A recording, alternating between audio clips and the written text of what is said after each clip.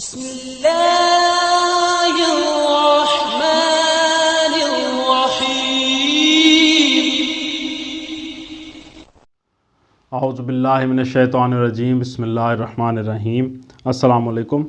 آج آپ کا میزبان ڈاکٹر کاشف بشیر تفہیم القرآن سیریز کی قسط نمبر 254 کے ساتھ آپ کے سامنے حاضر خدمت ہے، جس میں ہم انشاءاللہ العزیز سورہ مریم کی آیت نمبر 1 سے لے کر 15 تک کا ترجمہ اور تفسیر آپ کے سامنے پیش کریں گے، اور اس حصے کا موضوع ہے حضرت زکریا علیہ السلام۔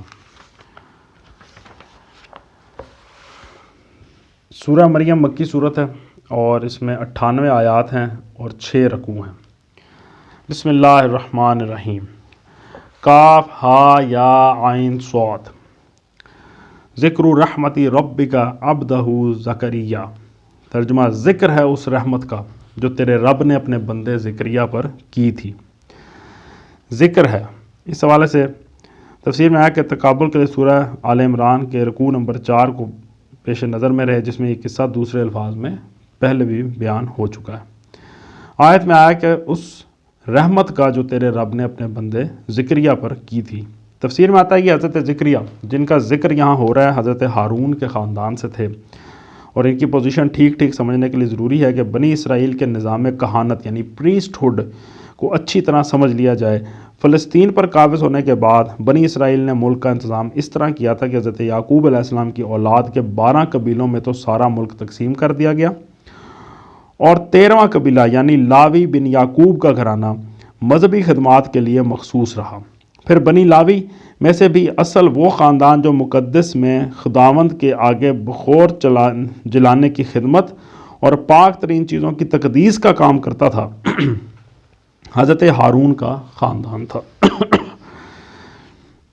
باقی دوسرے بنی لاوی مقدس کے اندر داخل نہیں ہو سکتے تھے، بلکہ خداوند کے گھر کی خدمت کے وقت صحنوں اور کوٹھڑیوں میں کام کرتے تھے۔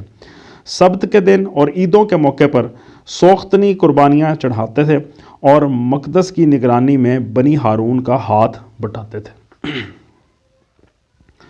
بنی ہارون کے 24 خاندان تھے جو باری باری سے مقدس کی خدمت کے لیے حاضر ہوتے تھے۔ انہی خاندانوں میں سے ایک ابیاہ کا خاندان تھا جس کے سردار حضرت زکریا تھے۔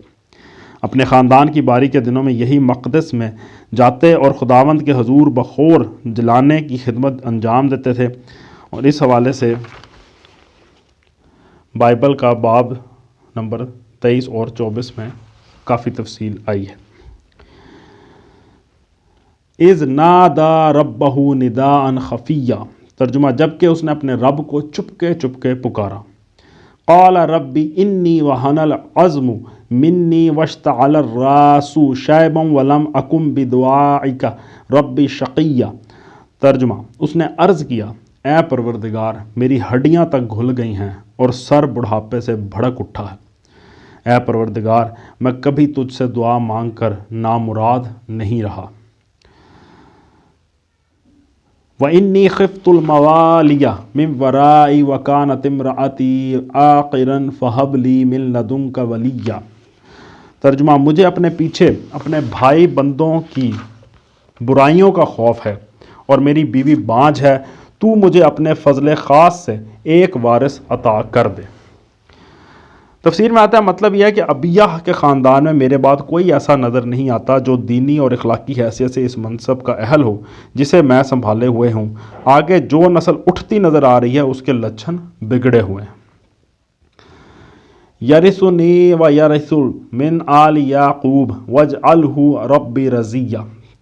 ترجمہ جو میرا وارث بھی ہو اور آل یعقوب علیہ السلام کی میراث بھی پائے، اور اے پروردگار اس کو ایک پسندیدہ انسان بنا۔ یعنی مجھے صرف اپنی ذات ہی کا وارث مطلوب نہیں ہے بلکہ خانوادہ یعقوب کی بھلائیوں کا وارث بھی مطلوب ہے۔ یا زکریا انا نبشرک بغلام اسمہ یحییٰ لم نجعل لہ من قبل سمیہ۔ ترجمہ جواب دیا گیا، اے زکریا ہم تجھے ایک لڑکے کی بشارت دیتے ہیں جس کا نام یحییٰ ہوگا، ہم نے اس نام کا کوئی آدمی اس سے پہلے پیدا نہیں کیا۔ تفسیر میں ریفرنس دیا گیا کہ لوکا کی انجیل میں الفاظ اس طرح سے ہیں کہ تیرے کنبے میں کسی کا یہ نام نہیں۔ قال ربی انا یکون لی غلام وکانت امرأتی عاقرا وقد بلغت من الکبر عتیہ۔ ترجمہ عرض کیا، پروردگار بھلا میرے ہاں کیسے بیٹا ہوگا جبکہ میری بیوی بانجھ ہے اور میں بوڑھا ہو کر سوکھ چکا ہوں۔ قال کذالک قال ربک هو علی حین وقد خلقتک من قبل ولم تک شیئا۔ ترجمہ جواب ملا، ایسا ہی ہوگا، تیرا رب فرماتا ہے کہ یہ تو میرے لیے ایک ذرا سی بات ہے، آخر اس سے پہلے میں تجھے پیدا کر چکا ہوں جبکہ تو کوئی چیز نہ تھا۔ تفسیر میں آیا کہ حضرت زکریا کے اس سوال اور فرشتے کے جواب کو نگاہ میں رکھیے، کیونکہ آگے چل کر حضرت مریم کے قصے میں پھر یہی مضمون آ رہا ہے۔ اس کا جو مفہوم یہاں ہے وہی وہاں بھی ہونا چاہیے۔ حضرت زکریا نے کہا کہ میں بوڑھا ہوں اور میری بیوی بانجھ ہے، میرے ہاں لڑکا کیسے ہو سکتا ہے؟ فرشتے نے جواب دیا کہ ایسا ہی ہوگا، یعنی تیرے بڑھاپے اور تیری بیوی کے بانجھ ہونے کے باوجود بھی تیرے ہاں لڑکا پیدا ہوگا۔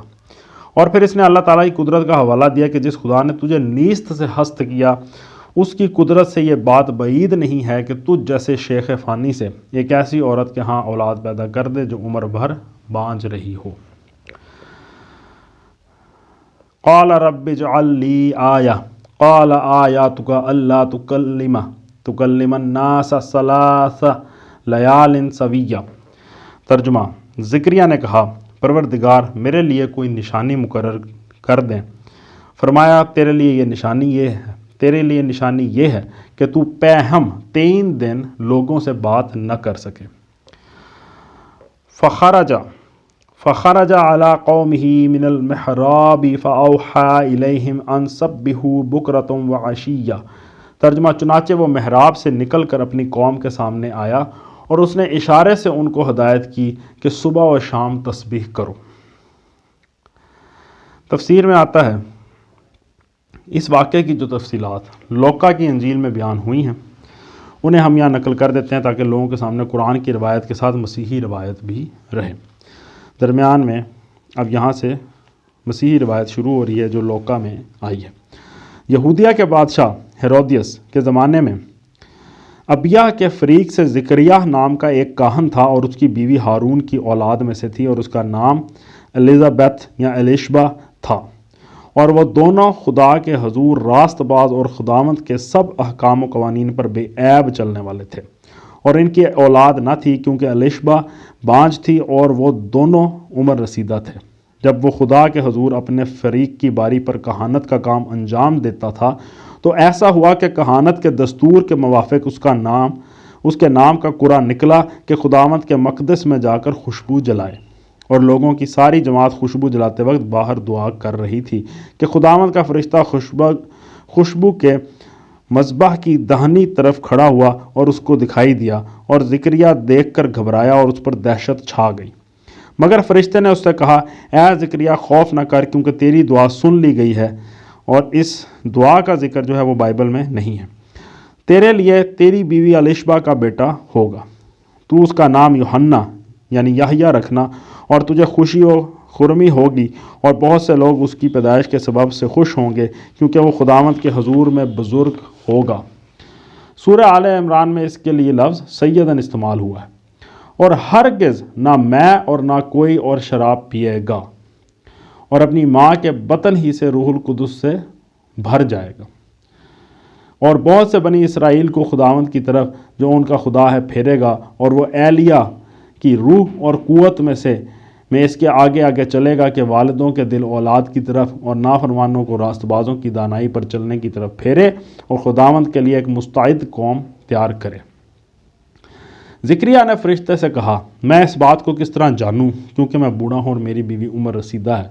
فرشتے نے اس سے کہا، میں جبرائیل ہوں جو خدا کے حضور کھڑا رہتا ہے، اور اس لیے بھیجا گیا ہوں کہ تجھ سے کلام کروں اور تجھے ان باتوں کی خوشخبری دوں۔ اور دیکھ، جس دن تک یہ باتیں واقع نہ ہو لیں تو چپکا رہے گا اور بول نہ سکے گا، اس لیے کہ تو نے میری باتوں کا جو اپنی وقت پر پوری ہوگی یقین نہ کیا۔ یہ بیان قرآن سے مختلف ہے۔ قرآن اسے نشانی قرار دیتا ہے اور لوقا کی روایت اسے سزا کہتی ہے۔ نیز قرآن صرف 3 دن کی خاموشی کا ذکر کرتا ہے، اور لوقا کہتی ہے کہ اس وقت سے حضرت یحییٰ علیہ السلام کی پیدائش تک حضرت زکریا علیہ السلام گنگے رہے، اور لوگ ذکریہ کی راہ دیکھتے اور تعجب کرتے تھے کہ اس مقدس میں کیوں دیر لگی۔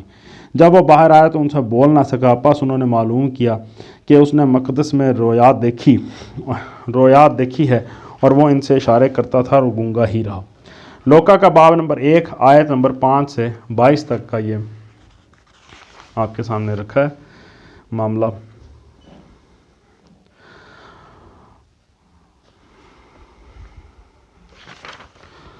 یا یحییٰ خذ الکتاب بقوہ وآتیناہ الحکم صبیہ۔ ترجمہ: اے یحییٰ علیہ السلام، کتاب الہی کو مضبوط تھام لے، ہم نے اسے بچپن ہی میں حکم سے نوازا۔ تفسیر میں آتا ہے کہ بیچ میں یہ تفصیل چھوڑ دی گئی ہے کہ اس فرمان الہی کے مطابق حضرت یحییٰ علیہ السلام پیدا ہوئے اور جوانی کی عمر کو پہنچے۔ اب یہ بتایا جا رہا ہے کہ جب وہ سن رشد کو پہنچے تو کیا کام ان سے لیا گیا۔ یہاں صرف ایک فقرے میں اس مشن کو بیان کر دیا گیا ہے جو منصب نبوت پر معمور کرتے وقت ان کے سپرد کیا گیا تھا، یعنی وہ تورات پر مضبوطی کے ساتھ قائم ہوں اور بنی اسرائیل کو اس پر قائم کرنے کی کوشش کریں۔